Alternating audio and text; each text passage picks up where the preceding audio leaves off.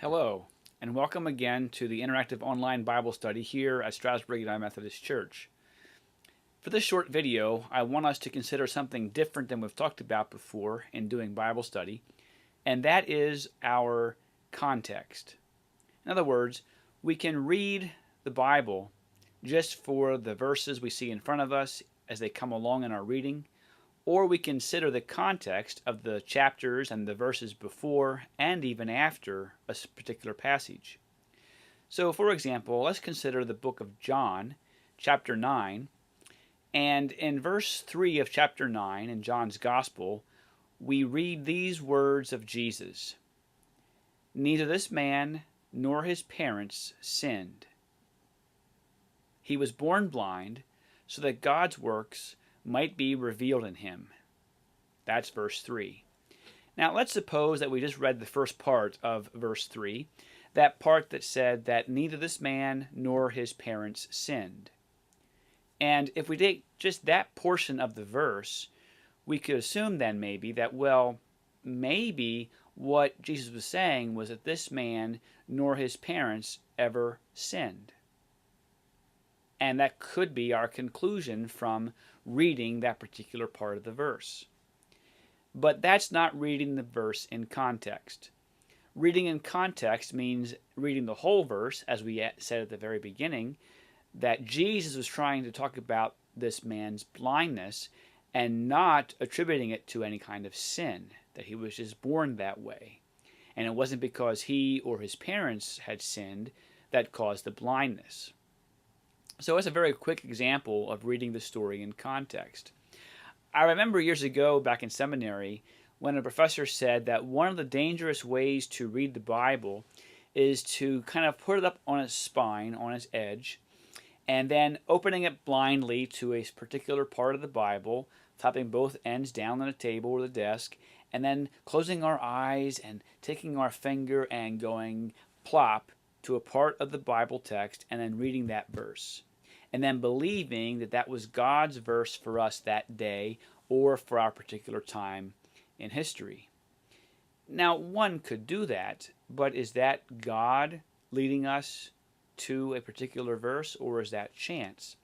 For example, the professor would say, what if one day you opened your Bible to a particular passage and your finger landed on the Old Testament verse about an eye for an eye and a tooth for a tooth, and the verse that you read that day from where your finger landed was that if your hand causes you to sin, then cut it off. So does that process mean then that because you sinned that particular day or week, that you are supposed to cut off your hand? Well, of course not. And the reason being is that we read and should read the Bible verses in their context. Let's go a little further in this chapter 9 of John's Gospel.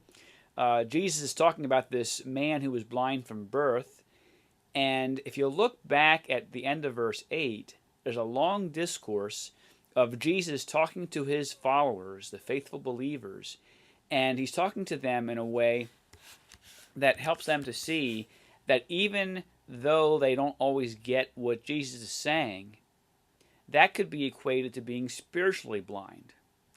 So in the context of this particular chapter 9, Jesus is doing a lot in this story, and in John's Gospel, he's relating these two stories together in their context because they relate to each other.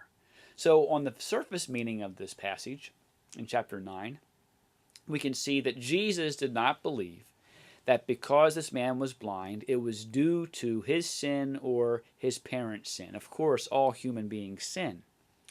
But it wasn't because of any sin that he was born blind.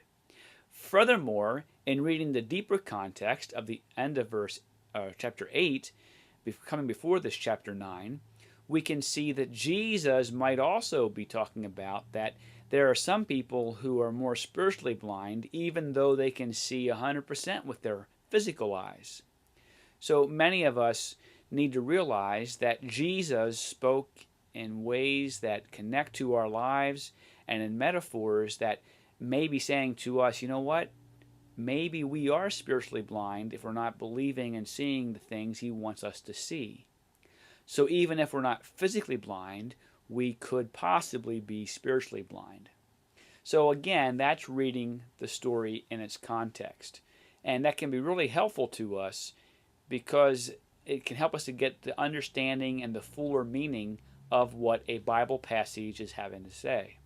Now, following verse 12 of chapter 9 in John's Gospel, the Pharisees are going to investigate this particular healing that Jesus did. And again, reading the context is really, really important. Let's suppose, for example, that you're teaching Sunday school class one day, or you're in a Bible study, and the verse 13 is where the passage begins for that particular day. If you were leading that study, it would do you well to go back prior to verse 13 to see what was happening before the Pharisees' investigation. To get the full context of what was happening and to find out what exactly they were investigating about this healing. So you can see that the context, the things that happened before and after a particular verse or statement, can be really helpful in helping us to understand the fuller meaning of the Scriptures. Read it in context. One last thought was that when I was in seminary, a lot of my colleagues and I would talk about what the professors called Bible bullets. The Bible verses are kind of like statistics. You can make them say almost whatever you want them to say if you're not careful. And so we have to read in context. Otherwise, we can use a verse out of context, and it can be like a bullet aimed at anybody we want to put them in their place, or to say what we want them to say that maybe the Scriptures really aren't saying on their own. So to be able to read and more fully understand the Bible, we need to read the Bible in its full context. Well, I hope that's helpful, and I hope to see you on Monday night at 7 p.m. on our interactive online Bible study. If you can't get online, please contact me at Bob Shank, BOBSHANK, at epix, EPIX.net, and we'll see what we can do to fix that problem. Otherwise, I will see you then. Thank you.